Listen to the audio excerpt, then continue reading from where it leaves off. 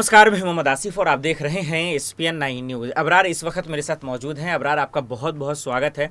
आज मल्लिका खरजून जिम्मेदारियों को निभा लिए हैं। यहीं से मैं शुरुआत करूंगा कि मल्लिका खरजून, आपको लगता है कि लंबे सफ़र तक जो है सफ़र कर पाएंगे या फिर राहुल गांधी की तरह जैसे चुनाव हारेंगे या फिर वो इस्तीफा ले लेंगे? क्या लगता है कि टिक पाएंगे और इनका बेहतर काम होगा, खास करके सोनिया गांधी या राहुल गांधी से अगर कंपेयर करें उनसे बेहतर होगा? कैसे देख रहे हैं इनकी नई पारी की शुरुआत को आज से? देखिए, मल्लिकार्जुन खड़गे जिस तरीके से कांग्रेस की सत्ता को संभाल रहे हैं और कहीं ना कहीं बहुत सारी उम्मीदें अब कांग्रेस के उन तमाम कार्यकर्ताओं को भी होगी जो ज़मीनी स्तर पर कांग्रेस के लिए काम करते हैं। लेकिन यहाँ पर जब तक उनको पूरी तरीके से स्वतंत्र होकर के काम करने की जो वो आज़ादी नहीं मिल पाती है, तो फिर कहीं ना कहीं तमाम जो ठीकरे भले ही मल्लिकार्जुन खड़गे के सर पर फोड़े जाए, लेकिन उसकी जिम्मेदारी पूरी तरीके से कांग्रेस नेतृत्व पर तय होगी, पार्टी हाईकमान पर तय होगी, सोनिया गांधी राहुल गांधी पर तय होगी। क्योंकि ठीक इसी तरीके का मामला आपने इससे पहले भी यूपीए 1 यूपीए 2 में देखा था। मनमोहन सिंह को एक चेहरा बनाया गया था, लेकिन सरकार के पूरे ताने बाने को जो एक तरीके से कंट्रोल किया जा रहा था वो गांधी परिवार के द्वारा किया जा रहा था। वरना इतना बेहतरीन इकोनॉमिस्ट होने के बावजूद भी मनमोहन सिंह की सरकार ऐसे नहीं चली जाती। 2014 में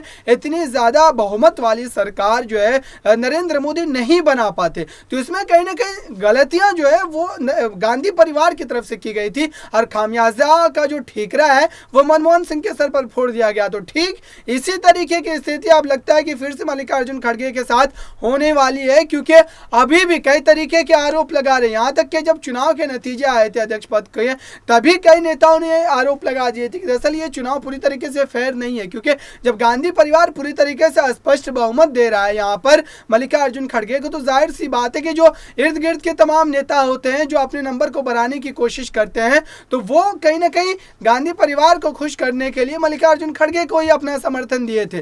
तो ऐसे में शशि थरूर की दावेदारी तो वैसे भी कमजोर हो गई थी। और सबसे बड़ा सवाल यहाँ पर यह पैदा होता है कि क्या जिस तरीके से कांग्रेस पार्टी जो है इतनी पुरानी पार्टी है, उसके बावजूद भी मात्र 2 ही चेहरे चुनाव में उतरते हैं, तो यह कहीं ना कहीं संदेह जरूर होता है लोगों को। साथ ही यहाँ पर आप देखिए कि मल्लिकार्जुन खड़गे की अब जो चुनौती अब वो स्टार्ट होगी कि वो राजस्थान के तमाम मामलात का निपटारा किस तरीके से करते हैं, उन 92 विधायकों को लेकर के सीपी जोशी से जवाब कैसे मांगते हैं, और साथ ही सचिन पायलट की जो उम्मीदें थे मल्लिकार्जुन खड़गे को लेकर के कि अध्यक्ष बदलने के बाद कोई ना कहीं उनके लिए राहत भरी खबर आएगी, उस पर भी विराम लगता नजर आ रहा है। क्योंकि अध्यक्ष पद के चुनाव में अशोक गहलोत ने पूरी तरीके से मल्लिकार्जुन खड़गे का समर्थन किया था, और ऐसे में सचिन पायलट की जो मुश्किलें हैं उसमें कमी बिल्कुल भी नहीं देखने को मिलेगी।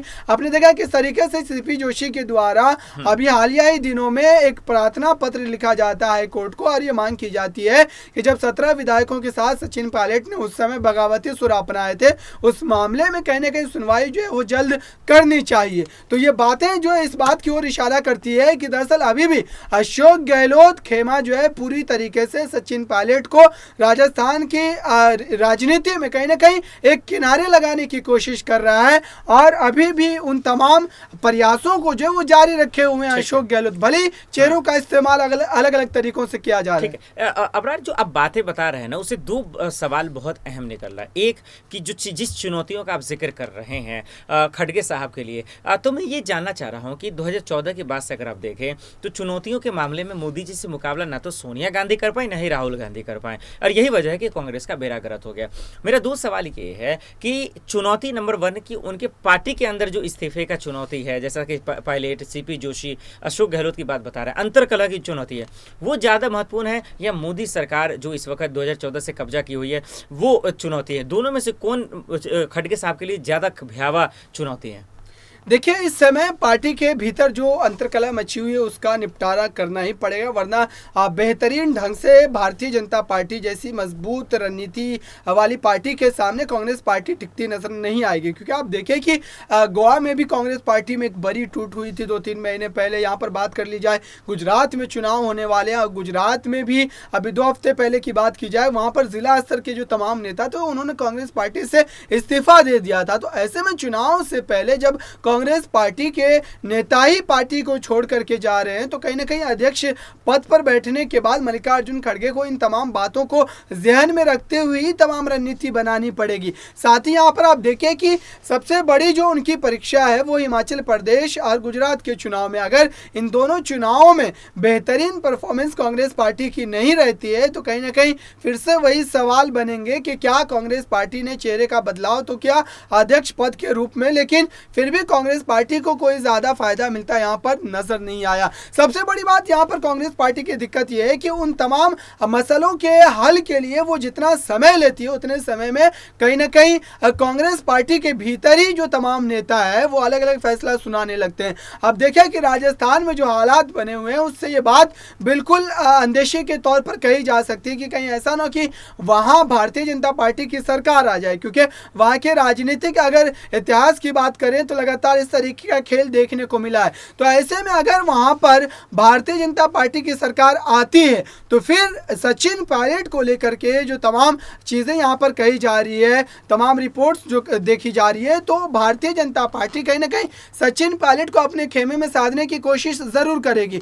ऐसे ही तमाम बातें जो है ज्योतिरादित्य सिंधिया के लिए कही जा रही थी। उनके दादा भी कांग्रेस में थे, लेकिन उसके बावजूद भी, इतने पुराने कांग्रेसी होने के बावजूद उन्होंने अपने सियासी मफाद को देखते हुए भारतीय जनता पार्टी के साथ जाने का फैसला किया। तो सचिन पायलट भी इस तरीके का कदम उठा सकते हैं। तो इससे पहले ही कांग्रेस पार्टी के जो अध्यक्ष बने मल्लिकार्जुन खड़गे, उनको इन तमाम मामलों के निपटारे के लिए काम करना ही होगा। लेकिन यहाँ पर इस बात पर ज्यादा ठोस तरीके से नहीं कहा जा सकता है, क्योंकि इसमें कहीं ना कहीं राहुल गांधी, सोनिया गांधी का कोई ना कोई अपना जो एक तरीके से कह सकते हैं कि मामला जरूर है, क्योंकि सोनिया गांधी से अशोक गहलोत काफ़ी करीबी माने जाते हैं, पार्टी के लिए उन्होंने बहुत समय तक काम किया है।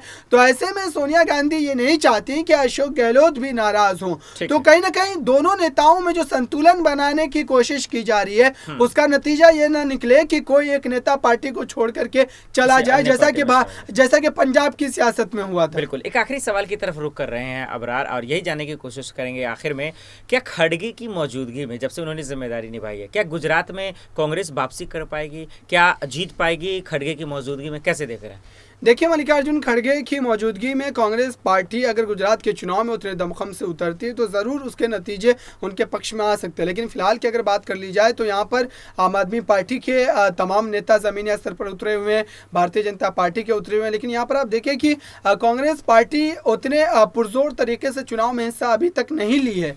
तो ऐसे में कहीं ना कहीं सवाल ज़रूर बनते हैं कि क्या अब कांग्रेस पार्टी के भीतर जो अध्यक्ष पद को लेकर के तमाम घमासान छिड़ा हुआ था, अब उसके निपटारे के बाद जबकि अध्यक्ष मिल चुका है तो इसके बाद हो सकता है कि अब नए सिरे से फिर से कांग्रेस पार्टी इस चुनाव में अपना दमखम दिखाएगी। चलिए, बहुत बहुत शुक्रिया अबरार इन तमाम सवालों का जवाब देने के लिए। वाकई देखना पड़ेगा कि नई पारी की शुरुआत खड़गे साहब कैसे करते हैं और कांग्रेस को बतौर अध्यक्ष रहते हुए क्या कुछ ला कर देते हैं। चलिए, आज के लिए इतना ही, हमें दीजिए इजाजत और आप देखते रहे SPN न्यूज़। नमस्कार।